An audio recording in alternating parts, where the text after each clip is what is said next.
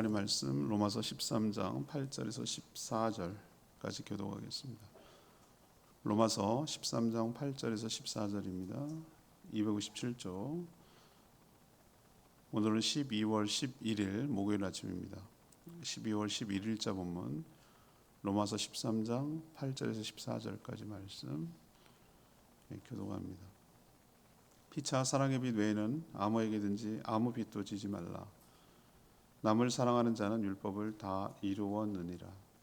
가늠하지 말라, 살인하지 말라, 도둑질하지 말라, 탐내지 말라 한 것과 그 외에 다른 계명이 있을지라도 내 이웃을 내 자신과 같이 사랑하라 하신 그 말씀 가운데 다 들었느니라. 사랑은 이웃에게 악을 행하지 아니하나니 그러므로 사랑은 율법의 완성이니라. 또한 너희가 이 시기를 알거니와 자다가 깰 때가 벌써 되었으니 이는 이제 우리의 구원이 처음 믿을 때보다 가까웠음이라. 밤이 깊고 낮이 가까웠으니 그러므로 우리가 어둠의 일을 벗고 빛의 갑옷을 입자.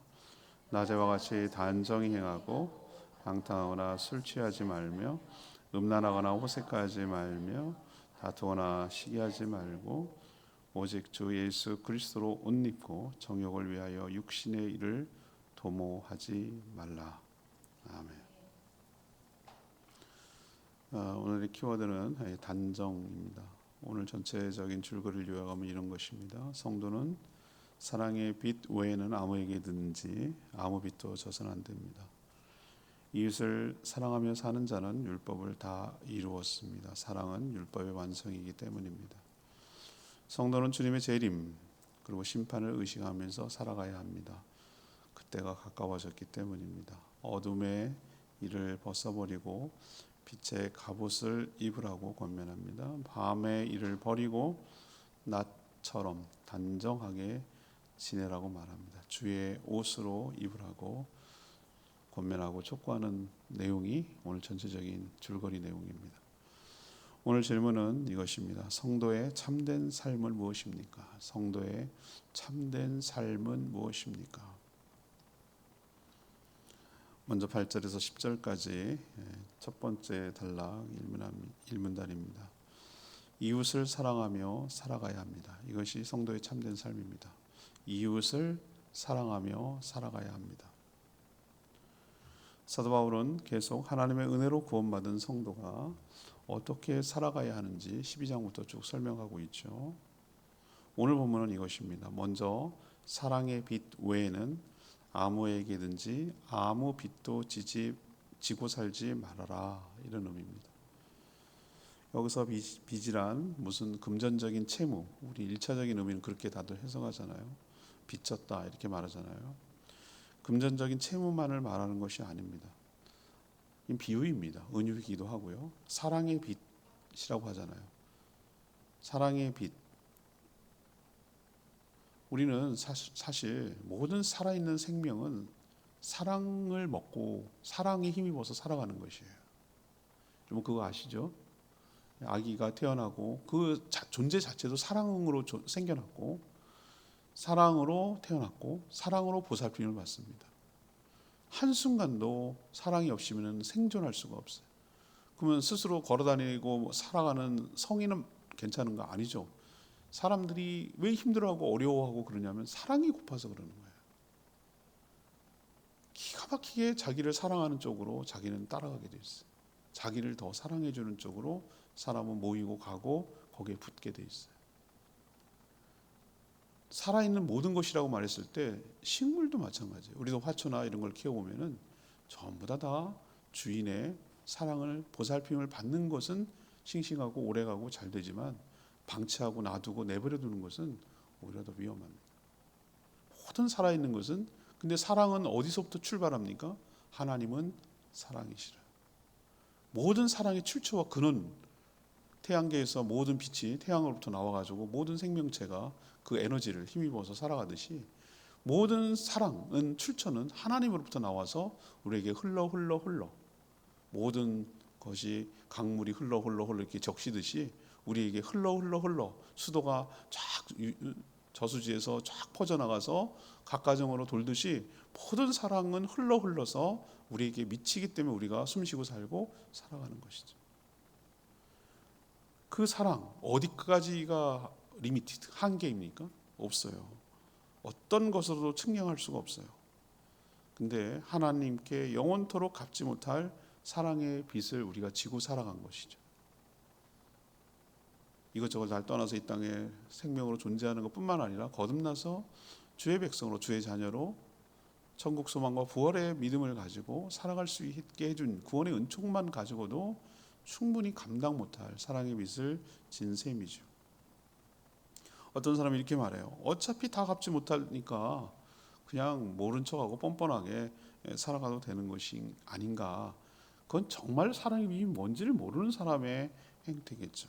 우리도 보면은 조금이라도 뭐라 그럴까, 친절을 보고 신세를 지고 그러면 여러분 갚고 싶은 마음 생기지 않아요? 너무나 자연스럽잖아요, 그죠? 나도 뭔가 그 사람에게 하고 싶고. 그 제주도에서 저도 처음 와서 그 얘기 들었어요. 제주 사람들이 한 번은 대접했어요. 고맙습니다 그랬는데 두 번도 대접한대요. 두 번째도. 근데 두 번 대접했는데도 어떤 리액션을 하고 한 번도 살 생각 안 하면 그 다음부터는 끊는데요. 저 사람은 상종 못할 사람이구나, 얻어먹으려고만 하는구나, 그런 것 딱 그 얘기를 누가 해주더라고요. 그러니까 여기는 너무 자원이 제한되고 살기 어려우기 때문에 저 사람이 줬을 때는 그냥 주는 게 아니라 자신의 정말 넉넉해서 주는 게 아니고 어려운 중에 준다는 생각을 가지시라, 이렇게 얘기하더라고요. 제가 처음에 여기 제주에 이사 왔을 때 옆집에 뭘 갖다 주니까 뜰뜨름해요. 옆집인데, 앞집인데 앞집. 그래서 왜 저렇게 뭐 이웃 오는 게 싫은가 우리 그랬는데, 자기도 뭔가 줘야 되니까. 여기 기브 앤 테이크가 그런 개념은 아니지만 아무튼 내가 저 사람이 어려운 걸, 나도 왜 그런지 몰라, 후손들은 그렇지만 내가 받은 것에 대해서 반드시 거기에 대한 상응하는 것을 줘야 된다는 부담감을 끌어안고 있는 거예요. 그래서 저는 행동이 나왔다, 이렇게 얘기를 하더라고요.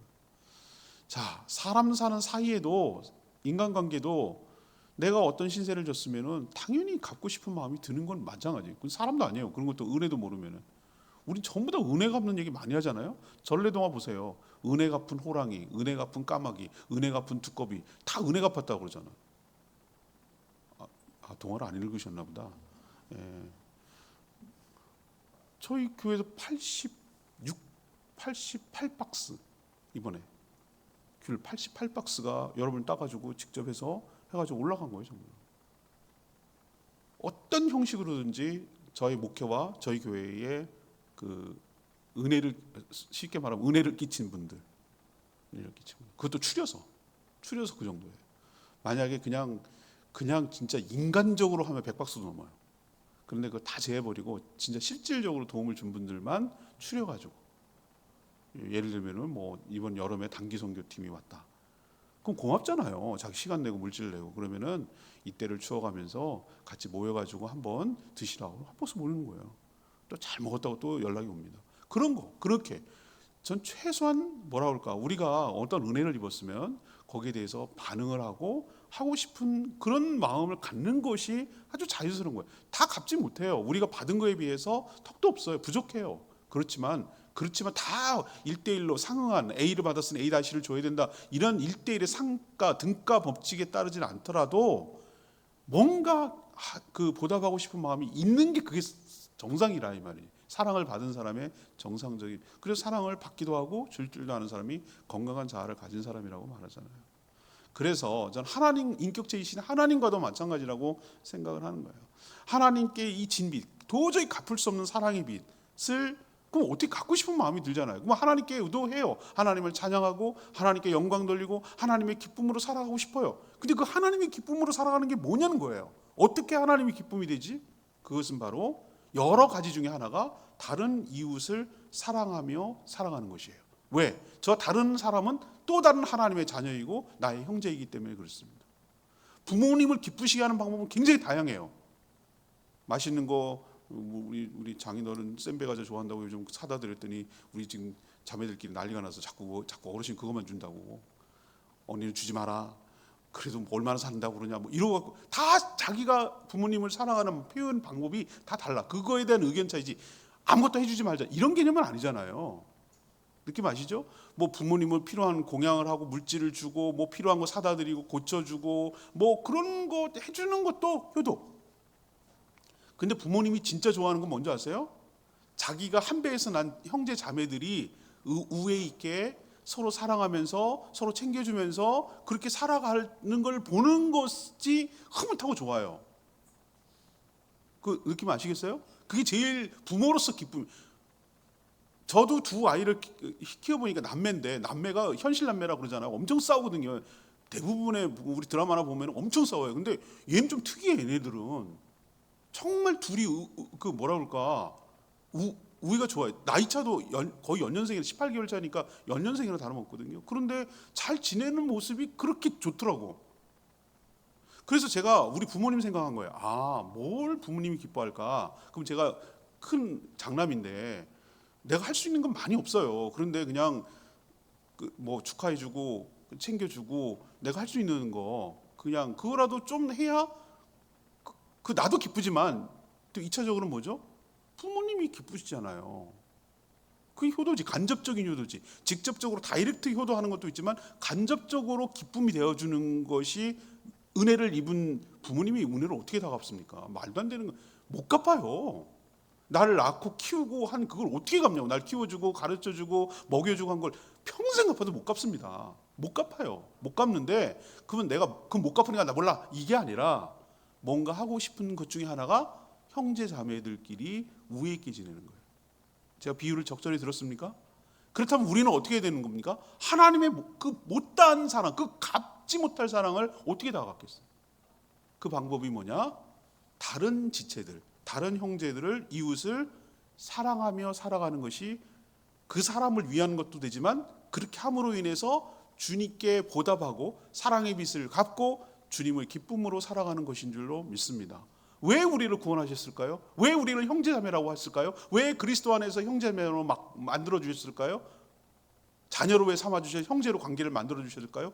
그렇게 사랑하며 살라고. 그게 구원의 목적이에요. 하나님께서. 그게 기대함이에요. 우리한테 기대하는 거예요. 아무것 뭐 그렇게 왜 나한테 이렇게 엄청나게 주세요? 뭘 원하시는 거예요? 그런 걸 원하는 거예요, 하나님은. 오늘 표현에 뭐라고 그랬습니까? 다른 사람을 사랑하며 살아가는 것이 율법을 다 이룬 사람입니다. 모든 율법은 무엇으로 귀결됩니까? 이웃을 사랑하는 것으로 나타납니다. 그래서 사랑은 율법의 완성입니다 라고 오늘 표현해놨잖아요. 가만히 생각하면 맞아. 사랑의 동기로, 사랑의 방법을 가지고 사랑의 결과를 도출하기 위해서 살아가는 것이 그게 사랑으로 살아간다라고 말했잖아요. 근데 여기 보세요. 모든 율법, 살인하지 말라, 도둑질하지, 뭐 이런 여러 가지 십계명들이 뭘로 귀결이 됩니까? 한마디로 압축하면 이웃을 사랑하면 그렇게 안 해요. 사랑하면 그 사람을 위하고요. 사랑하면 그 사람을 해롭게 안 하고요. 사랑하면 그 사람을 위하고요. 그 안에 모든 계명이 다 들어있지 않아요? 왜 도둑질하지 마라, 강도하지 마라, 강간하지 마라, 이런 얘기가 다 뭐예요? 이웃을 사랑하면 그런 거 안 해요. 사랑하며 희생하며 섬기게 되는 것이, 이게 바로 사랑에 빚진 성도가 사랑으로 빚을 갚으며 살아가는 모습이다. 사랑의 빚을 외에는 아무것도 지지 마라, 이 얘기가 그런 얘기예요. 빚 외에는 아무에게도 지지 말라, 이 얘기는 사랑받기도 하고 또 사랑하기도 하며 살아라. 특히 누구에게? 같은 믿는 성도들에게, 형제 자매들에게 하는 것이 주님의 기쁨으로 지는 것이고, 기쁨이 되는 것이고, 사랑의 빚을 진 자로서 하나님께 조금이라도 보답하며 주님의 기쁨으로 살아가는 태도인 줄로 믿습니다. 두 번째, 그러면 성도의 참된 삶은 뭐냐? 11, 12절 말씀, 문단임 11절부터 달라져요. 다른 내용이 다뤄지고 있는데, 심판을 의식하면서 살아가는 거예요. 심판을 의식하며 살아가야 됩니다.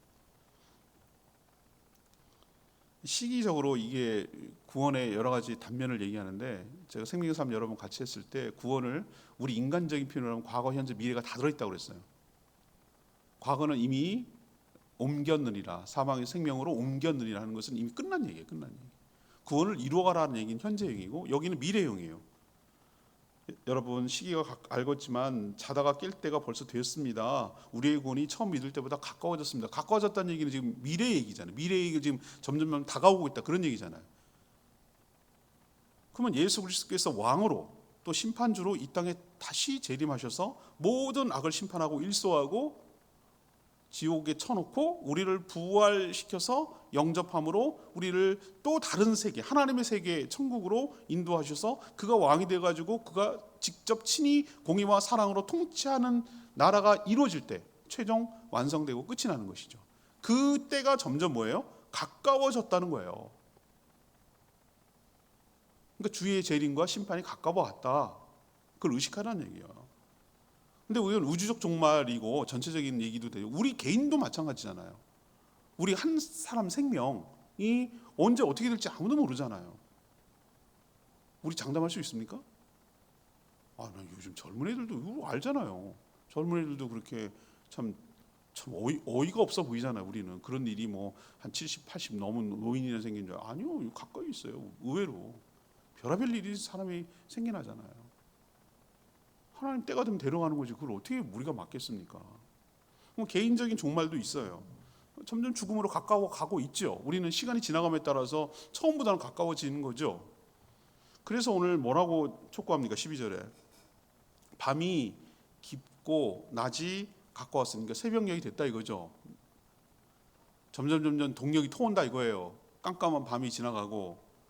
이것도 은유죠. 그럼 어떻게 하라는 겁니까? 어둠의 일을 벗어버리고 무엇을 입으라고요? 빛의 갑옷을 입어라. 이건 역시 비유예요. 비유. 어둠 속의 일을 벗어버리고, 이건 뭐죠? 어둠이 뭡니까? 어둠이 상징하는 것이 무엇이에요? 깜깜하기 때문에 은밀하게 행해지는, 빛이 없기 때문에 은밀하게 행해지는 온갖 추잡하고 더러운 죄와 악행과 허물들, 잘못된 삶, 추잡한 삶, 죄악된 삶을 뭐하죠? 청산하고 중단하고. 빛의 갑옷으로 입으란 얘기는 뭡니까? 이제는 그런 모든 것들을 정리하고 끊어내고 거룩하게 정결하게 살아가라. 그 얘기를 지금 하고 싶은 거죠. 왜 그렇습니까? 빛이 비치면 모든 것이 다 드러나기 때문에. 우리 보면은 전 사진 찍는 걸 좋아하기 때문에 가서 카메라 들고 깜깜한 새벽녘에 올라갑니다. 빛이 떠오를 때 해를 찍으려고. 어떨 때 무섭기까지 하고요. 어휴, 정말 가끔 막 노루가 여러분 개소리 부르다 이상한 소리 내는 거 알아요? 난 처음에 그 뭔 소리인지 알고 얼마나 놀라는 줄 아세요? 예쁜 얼굴에 이상한 소리 내요. 이런 소리 내요. 여러분 몰라서 그래. 옆에서 막 그런 소리 질러보세요. 뛰어다니면서 얼마나 무섭게요. 새벽에. 그런데 걔네들이 잠잠할 때가 옵니다. 해가 떠오르거든. 모든 것이 다 빛이 날 순간이 오거든요. 그게 골든타임이거든요. 사진찍 작가들은. 그 해가 아슬아슬히 떠올 때 그 핀이 탁 빛이 이렇게 머금을 때 그때가 빡 찍을 때거든요. 자, 깜깜한 밤. 근데 어둠이 걷히고 새벽이 다가오고 빛이 떠오르고 해가 떠올라갑니다. 해가 벌써 이렇게 딱 지면에서 떠오르면 끝이에요. 끝. 그만에 찍어야 돼요. 그 찍기 직전 거기 이렇게 여명이 싹 올라올 때 요때가 근데 환한 빛이 비치면 그동안에 뭐가 어스름하게 있을 때 잘 안 보이던 것들이 다 보입니다. 그런 걸 지금 비유하는 거예요. 여러분 어둠에서 점점 지금 새벽녘이 다가오고 이제는 동이 터오고 대낮처럼 밝아올 날이 오니 주님 앞에 여러분이 살아온 모든 것들을 다 샅샅이 다 말해야 될 순간이 다가오니 종말과 심판을 의식하면서 경건하게 살아가는 것이 맞지 않겠습니까? 이것이 성도의 참된 삶 아니겠냐? 이렇게 오늘 촉구하는 것이. 물론 시한부 종말론처럼 그렇게 극단적으로 살면 안 돼요. 그러니까 지금 아무것도 하지 말고 그냥 오로지 막 이런 식의 극단적 시한부 종말론 개념은 아니에요. 오늘을 충실하게 살되 언제가 될지는 모르나 그러나 언제라도 상관없을 정도로 하루하루를 거룩하고 그렇게 살아야 됩니다. 여러분 요즘 보세요. 요즘 세상에 어떤 옛날에는요 미제 사건도 엄청 많으세요. 해결되지 않은 사건.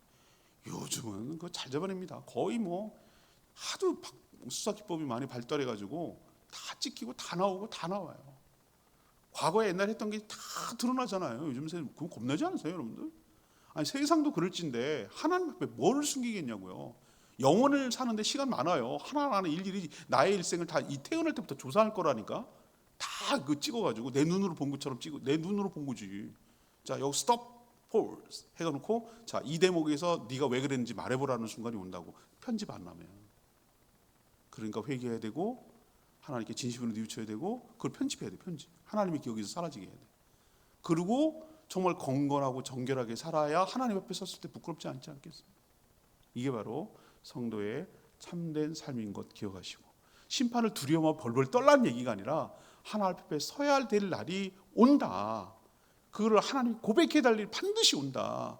누구나 다 하나님의 심판 때에 설 날이 온다. 이걸 늘 의식하고 경건하게 살아가는 저희 모두가 되기를 원합니다. 마지막은 같은 개념이고 맥락인데 13, 14절이에요. 나처럼 단정하게 살아가야 된다. 낮에처럼 단정하게 살라는 것. 이게 성도의 참된 삶입니다. 아무리 술을 좋아하는 술꾼이라도 가급적이면 낮술을 피하지 않습니까? 왜 그러냐면 낮에도 술을 마시는 사람이면 자기도 알고 남도 알고 다 알아요. 저 사람은 중독이구나. 그런 사람 있어요. 가끔 술 없이 못 사는 사람이 있어요. 알코올 중독이죠. 참 딱해요. 뇌가 마비가 됐어요. 술에. 술이 완전히 그 사람을 컨트롤하는 거예요. 자기가 컨트롤 못해요. 우리 뭐 정목자 모임 하면 어느 교회에서 성도가 많은 데서 알코올 중독. 교회를 맨정신에 못 오는 거야. 자기가 뭔가 두렵기도 하고 오고는 싶어. 근데 사랑이 고파가지고. 그런데 맨정신에 못 오겠는 거야.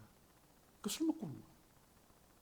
근데 그 사람을 내치고 그러면 정말 어디 갈 데가 없는 거야. 이해를 해줘야 돼. 술을 먹는 걸 용납하라는 얘기가 아니라 그 사람의 삶을 이해해야 돼. 한 번에 안 돼요. 그게 이미 너무너무 누적되고 중독이 돼버리는 걸. 근데 그렇게라도 와서 복음을 듣고, 근데 할 수 있는 방법 딱 하나밖에 없어요. 성령이 그 사람을 완전히 바꿀 때 가능해요. 사람 안 돼요. 복음의 능력을 믿어야 된다. 성령의 능력을 믿어야 된다. 이걸 믿어야 돼요. 복음의 능력을 믿으셔야 돼요. 근데 그 딱해요. 잘 못 벗어나요. 그래서 사람들은 아무리 좀 술을 좋아하는 사람도 낮술, 그 욕이잖아요. 욕. 낮술했냐? 이거 욕이잖아요. 그런 거 들어보시죠? 낮술했냐? 술 취했냐? 적어도 술은 이렇게 일을 열심히 일해야 될 때는 먹으면 안 되지. 저녁에 뭐 한잔하고 그럴 수 있을 수 있지만, 아니 열심히 일하고 열심히 살아야 될 대낮부터 술 먹냐? 이거를 저 사람 아주 이상한 사람 취급하는 거잖아요. 안 믿는 사람들도. 안 믿는 사람들. 그런 논리로 오늘 빗대는 거예요. 성도는 이 보세요. 방탕함, 오늘 13절. 방탕함, 술 취함, 음란, 호색, 색을 좋아하는 거, 다툼, 시기, 이런 거는 전부 다 어디에 해당됩니까? 이건 비유예요. 비유. 밤의 일들이에요. 밤에 일어날 일들이냐? 이 얘기가 아니라 이건 은유라고 말씀드려요. 비유라고 했잖아요. 주로 어둠, 컴컴하고 잘못된 것을 할 때 그 은유, 캄캄함을 상징하는 밤이라는 상징 속에 이 카테고리를 넣어놨잖아요. 이런 일을 한다고. 그것을 벗어버리고 어느 때처럼 살아가라고요? 대낮처럼 뭐하라? 단정하게 살아라. 밤에 하는 행동 하지 말고. 그래서 사도 바울은 성도들에게 오직 주 예수 그리스도의 옷을 입으라. 이것도 비유예요. 옷을 비유하잖아요. 사람은 무슨 옷을 입었느냐에 따라 거기에 맞춰서 살아갑니다. 맞죠? 희한합니다. 남자들 말이야, 양복 입고 슈트 입혀놓고 회사에 가서 이렇게 하라 그러면은 굉장히 젠틀하게 회사원처럼 살아요. 여기다가 좀 사원증까지 달아놓으면 아주 그냥 근사하게 그 회사원처럼 살아요. 근데 군복만 입혀놓고 예비군 훈련 거기만 가면 개가 돼. 희한하단 말이지. 그거 어떻게 설명할 게 없어. 차이는 하나밖에 없어요. 옷은 무슨 옷을 입었냐. 옷을 입은 거에 따라 거기에 정체성에 맞게 살아가게 돼 있어. 요즘 내가 나이가 먹었나 봐. 교통경찰이나 뭐 군인들 보면 애지 애. 우리 애들보다 훨씬 어리죠. 이제 21살, 22, 23, 24. 아이고 옛날에는 막 되게 교통경찰도 아이고 뭐 그만큼 먹은 거지 나이가. 그런데 옷 입혀놓으면 권위가 있다니까요. 그렇죠? 느낌이 오죠? 옷이 무엇이냐, 이게 사람을 거기에 맞춰서 살아가게 만드는 거죠. 잠옷 입으면 집에서는 자유롭죠. 근데 잠옷 입고 돌아다니는 사람은 중국 사람. 희한한 사람이에요, 그 사람. 하여튼 군복 입으면 군인다고. 그런 것처럼 성도는 뭘 입으라고 오늘 사도 바울이 권면합니까? 이거 은유예요. 예수 그리스도의 옷을 입고 살아라. 그럼 예수 그리스도의 옷을 입는다는 게 뭐야? 네 안에, 너의 안에 누가 있다는 거예요? 성령님이 계시다는 걸 늘 의식하면서 살아라. 너는 하나님의 자녀라는 걸 의식하고 하나님의 백성이라는 걸 의식하면서 살아라. 너의 행동으로 너만의 문제로 끝나지 않는다. 너로 인해서 예수 그리스도까지 이름이 들먹이고 궁극적으로 하나님의 영광이 들먹이고 하나님을 욕을 먹이느냐 영광을 돌리느냐 너의 삶에 달렸다. 너 개인의 한 사람의 문제로 끝나지 않는다. 행동 고지 똑바로 해라. 네 어깨에는 하나님의 이름이 달려있고 예수 그리스도의 명예가 달려있다. 제가 목사 연수할 때 얼마나 벌벌벌 떨고 두려운 줄 아세요? 94년도 이거 하지 말까? 할까? 하지 말까? 할까? 별의별 생각이 다 날 정도로 한 게 뭐냐면 얼마나 부담스러운지 모르겠어요. 막 목 조는 것 같아. 이제는 똑바로 살아야 되는 거예요. 근데 어디 가서나 나는 목사야 이제는. 어디 피할 곳이 없어. 다 그렇게 나를 바라볼 거고 그런 기준으로 잣대로 될 건데 아이고야 이거 언제 그런 것에 대한 부담. 나는 그렇지 못한데 난 너무나 미숙한데 난 여전히 인간적인데 너무나 그냥 그런데 어떻게 이걸 살아가야 되지? 이 압박감이 되게 컸어요 진짜.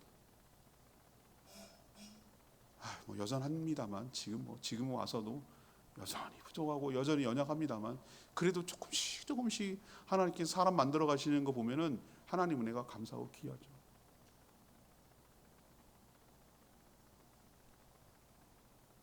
그래서 나의 잘못으로 인해서 하나님의 영광이 돌아가지 않도록 가려지지 않도록 오히려 나의 삶으로 인해서 하나님께 칭송이 돌아가도록 그게 영광이거든요. 하나님 나를 보고 야 예수 믿는 사람 달라도 다르네. 이 목사가 저래야지. 안 믿는 사람이 그런 소리를 들을 수 있도록 정욕을 위해 육신의 일을 벗어버리고 예수 그리스도의 옷을 입고 살아가는 저와 여러분 되기를 소망합니다.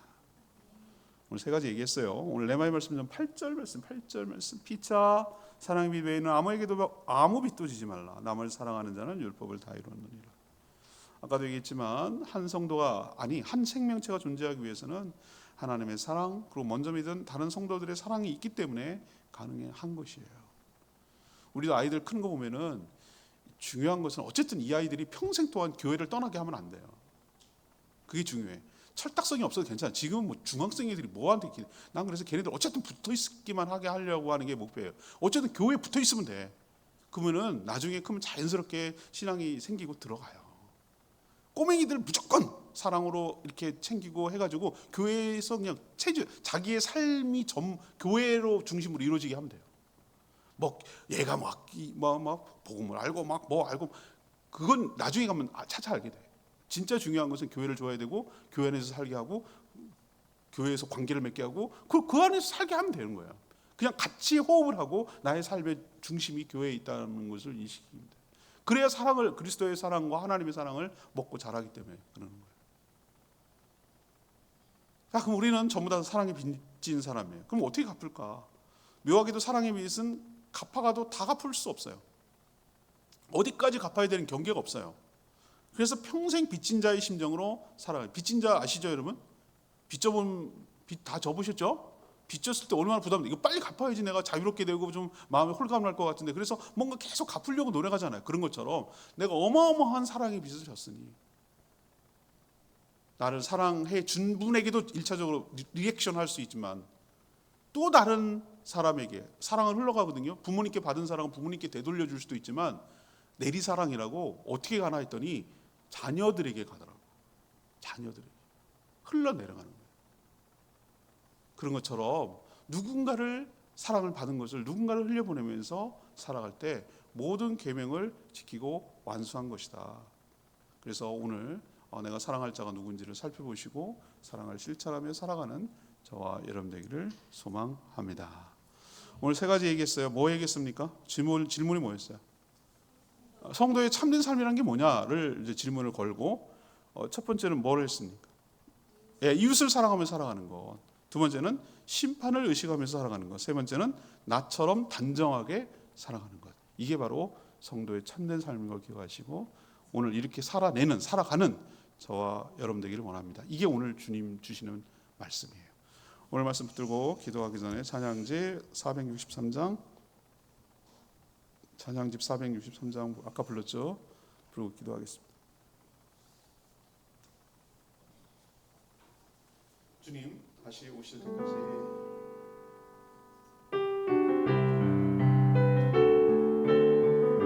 주님 다시 오실 때까지 주님 다시 오실 때까지 나는 이 길을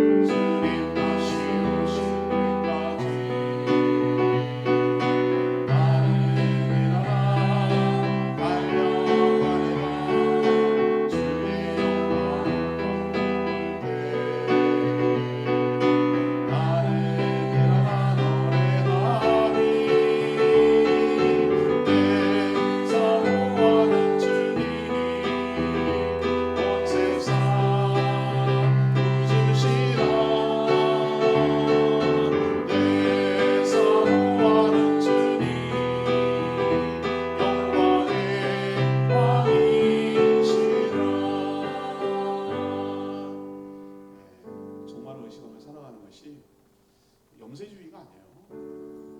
그리고 종말론 시험은 종말론자도 아니에요. 우리는 언제 불러가실지 몰라요. 개인적인 종말도 있고 우주적인 종말도 가까워. 그건 심판을 의식하며 우리의 끝이 있음을 기억하며 경건하고 조심스럽게 살아간다는 거예요. 영원히 살 것처럼 살아가는 사람이 막 살거든요. 근데 내 삶의 끝이 있고 내 모든 것에 끝이 있다는 걸 의식하면 조심스럽게 아끼고 조심스럽게 살아갈 수밖에 없어요. 정말 의식하며 성도의 참된 삶을 살아가게 되기를 원하고 서로 사랑하며 사랑의 빛을 각박하며 단정하게 살기를 원합니다. 그렇게 살게 해달라고 주의 외치며 기도하겠습니다. 주의 하나님